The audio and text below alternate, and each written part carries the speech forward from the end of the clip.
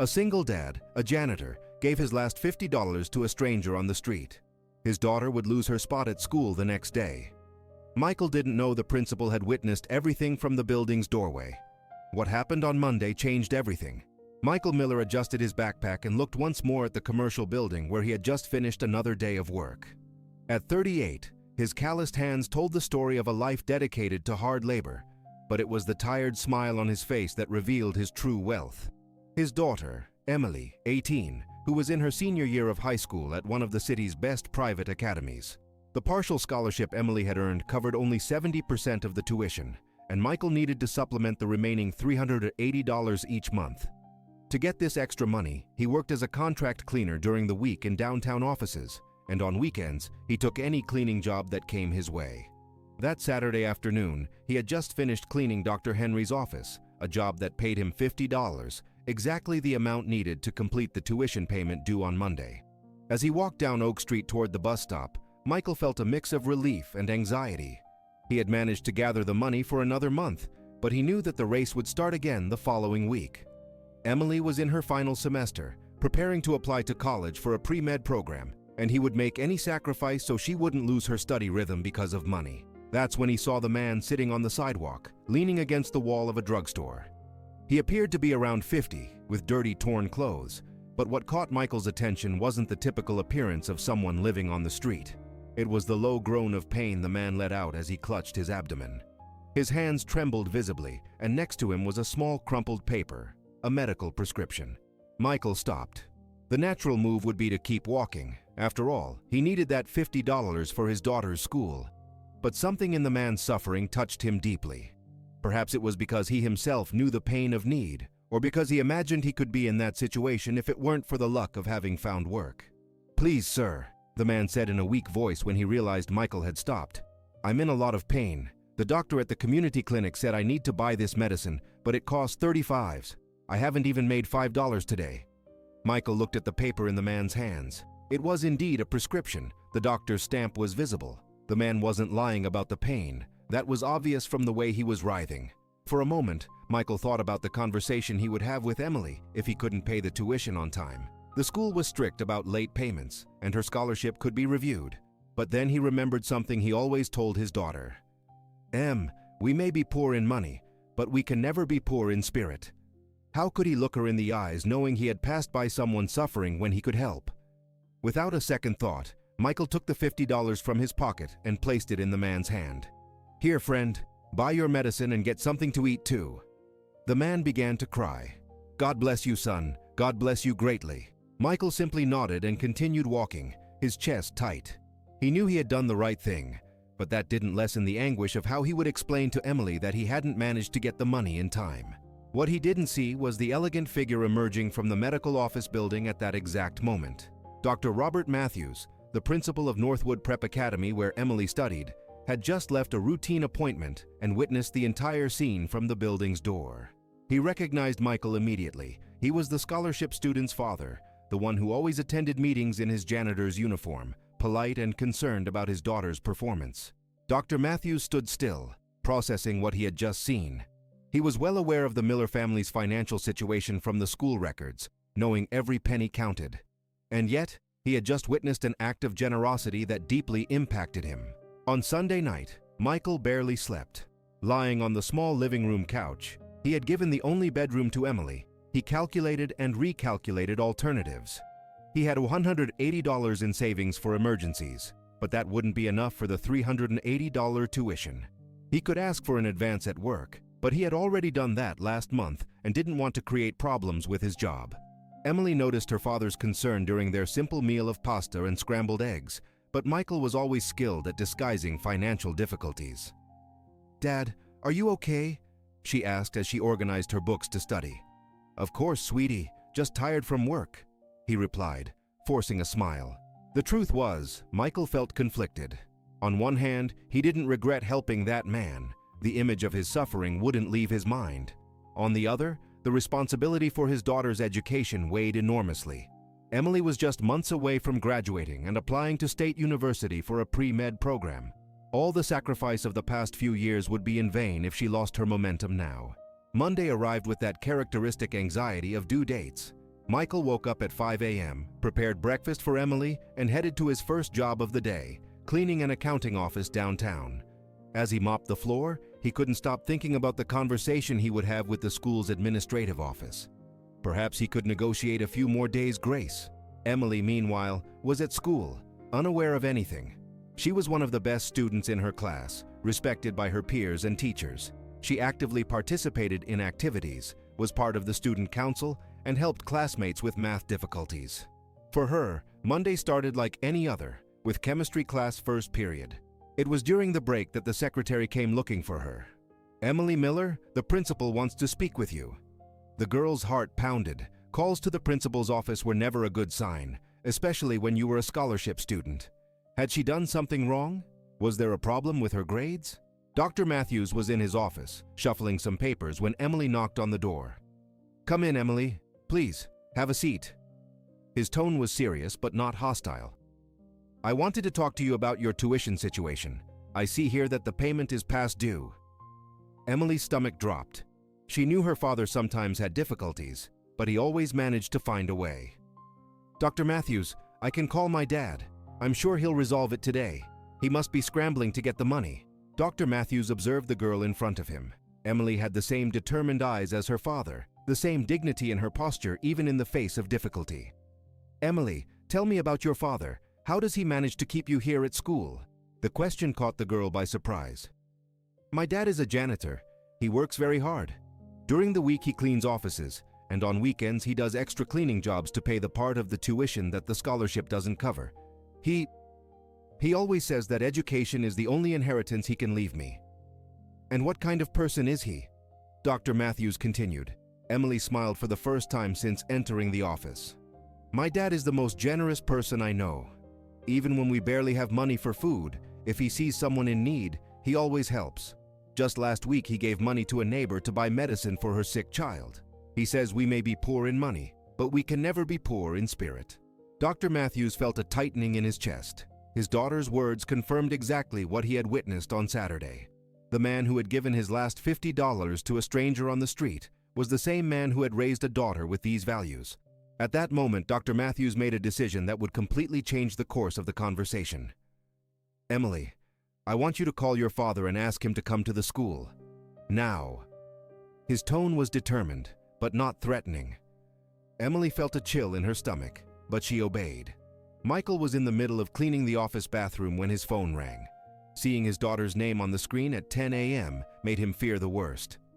"Em? What happened? Dad, can you come to school now? The principal wants to talk to you." Her voice was tense, controlled, but Michael sensed the nervousness. "About the tuition, right?" he asked, his heart pounding. "I think so, Dad. He just said for you to come." Michael explained to his supervisor that he had an emergency and needed to leave. It wasn't a lie. To him, any problem related to his daughter's education was an absolute emergency. On the bus, during the 40-minute commute to the school, he tried to mentally prepare the arguments he would use to get a few more days' grace. Northwood Prep Academy was a different world from Michael's universe. An imposing building, well-maintained gardens, imported cars parked at the entrance. He always felt out of place there, but he never let that intimidate him. Emily deserved to be in that environment, and he would make any sacrifice to keep her there. The secretary led him directly to the principal's office. Dr. Matthews was a man in his mid-50s, gray-haired, wearing a well-tailored suit. He had always been cordial with Michael, but that day there was something different in his expression. "Mr. Miller, thank you for coming. Please have a seat." Emily was there, her hands clasped, clearly nervous. Michael sat in the chair next to his daughter, prepared to explain about the delay. "Dr. Matthews, I know the tuition is overdue, but I can guarantee that by Wednesday I will have the money. I've already spoken with my supervisor about some extra hours, and I'm sure that—" Dr. Matthews raised his hand, interrupting. "Mr. Miller, before we talk about that, I want to ask you a question. Were you on Oak Street Saturday afternoon?" The question caught Michael completely by surprise.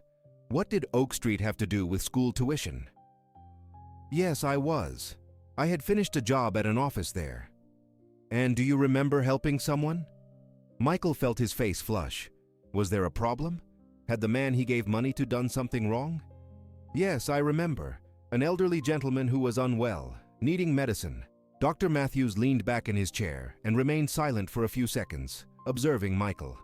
Mr. Miller, I was leaving the building at that moment and witnessed the entire scene. I saw you give money to that man, money that, from what I understood, was quite significant for you. Michael's heart sank. If the principal knew he had $50 on Saturday and the tuition was overdue, it would look like he was irresponsible, that he didn't prioritize his daughter's education. How would he explain that helping that sick man was more important at that moment? Emily looked at her father in surprise. She knew nothing about this episode. Dad, you gave money to someone on Saturday? Michael took a deep breath. There was no point in lying now. It was just $50, Em. An old man, very sick, needing medicine. I couldn't just walk by? His voice was low, almost ashamed. The $50 that was missing for my tuition? Emily asked, beginning to understand the situation. Em, I was going to find a way. I always do, you know that. Dr. Matthews watched the interaction between father and daughter with growing admiration. Michael wasn't trying to justify himself with pretty words, wasn't inventing elaborate excuses. He simply admitted that he had chosen to help someone in need, even knowing the consequences. Mr. Miller, the principal finally said, in 20 years of leading this school, I've seen many parents, rich, poor, middle class, but I have rarely seen a demonstration of character like the one I witnessed on Saturday. You gave the last money you had to help a suffering stranger. Michael didn't know where that conversation was going, but Dr. Matthews' expression had changed completely. Dr. Matthews stood up and went to his office window, which overlooked the courtyard where some students were playing during recess. Mr. Miller, may I tell you a story? Michael just nodded, still trying to understand where the conversation would lead. When I was young, freshly graduated with a degree in education, I worked for 3 years in an inner-city public school. I was idealistic, wanting to change the world through education. But the reality was harsh. Lack of resources, violence, broken families. I felt powerless. The principal returned to his desk but remained standing. There was a student there, Ryan, very intelligent, but his family had no means to support his studies. His father was an alcoholic. His mother worked as a house cleaner to support 4 children. One day, Ryan came to school crying because he hadn't been able to do his homework. There had been no electricity at home for 3 days. Emily listened attentively, still not understanding why the principal was telling that story. Michael remained tense, waiting for the moment the conversation would return to the overdue tuition. That day, I did something that wasn't school protocol. I took money from my own pocket and paid Ryan's family's electricity bill. It was practically my entire salary for that month. I was single and lived alone, but I felt it was the right thing to do. Dr. Matthews paused, his eyes fixed on Michael. Do you know what happened next? Ryan graduated as one of the best in his class, got a full scholarship to study civil engineering, graduated, and today he is a successful civil engineer. He still sends me a Christmas card every year. Dr. Matthews, that's a nice story, but I don't understand, Michael began. The point, Mr. Miller, is that on that day I learned something fundamental about education. It's not just about math, English, or science. It's about building character, about teaching values. And you, without knowing it, gave me a life lesson on Saturday. Dr. Matthews returned to his chair and opened a folder that was on the table. Emily is one of our best students. Excellent grades, exemplary behavior, a natural leader among her peers. But I always wondered where her solid character came from. Now I know. Michael felt his eyes well up, but he still couldn't understand what the principal was getting at. Dr. Matthews, I appreciate the words, but the tuition. Mr. Miller, this school has a special program that few know about. It is intended for families who demonstrate exceptional values, even when facing financial difficulties. It's called the Character Scholarship. Emily looked up, surprised. In 3 years of studying there, she had never heard of this scholarship.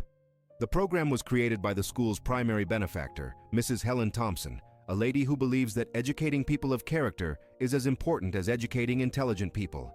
She allocates special funds for cases like yours. Dr. Matthews took a paper from the folder. Mr. Miller, I want to offer Emily a full scholarship to finish her last semester. She will no longer need to pay tuition until graduation. The silence in the room was absolute for a few seconds. Michael blinked several times, trying to process what he had just heard. Emily brought her hand to her mouth, her eyes wide. What did you say?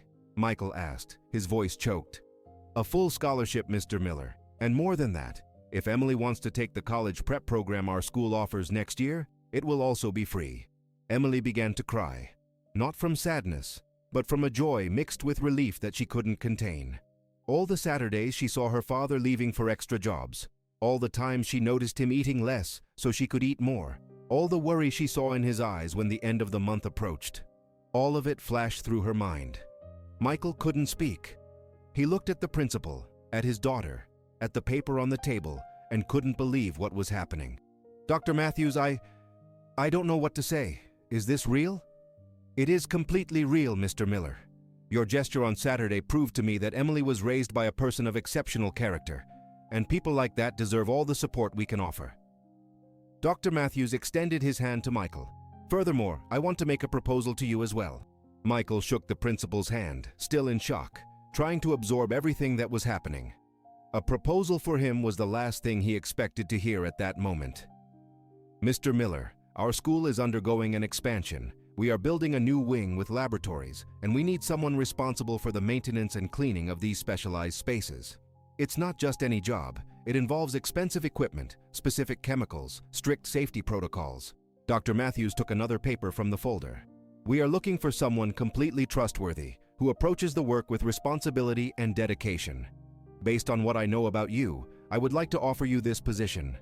The salary would be $2,800 a month, with full benefits package, including health insurance, a commuter allowance, and a meal stipend. The information hit Michael like a punch to the gut, but a punch of joy. More than doubling his income, having full-time employment after years of informal jobs, being able to provide stability for Emily. It seemed like a dream. Dr. Matthews, I accept. Of course, I accept. But why? Why such generosity? Dr. Matthews smiled for the first time during the entire conversation. Mr. Miller, on Saturday you taught me something I had somewhat forgotten over the years of leading this school. You reminded me why I chose to work in education. He leaned back in his chair, his gaze distant for a moment. Sometimes we get used to the routine, to the bureaucratic issues, to the demands for results. We forget that education is about shaping people. And a person who gives up their own sustenance to help a suffering stranger is someone who truly understands what it means to be human. Emily was still crying, but now she held her father's hand. Dad, I always knew you were special. Now other people know it too. Michael looked at his daughter, then at the principal, and finally managed to speak in a firm voice. Dr. Matthews, you don't know what this means to us. It's not just the money. It's not just the school. It's the recognition. It's knowing that doing the right thing is worth it. Mr. Miller, may I ask you one last favor? Dr. Matthews had a solemn expression now. When you start working here, I'd like you to talk to our students now and then.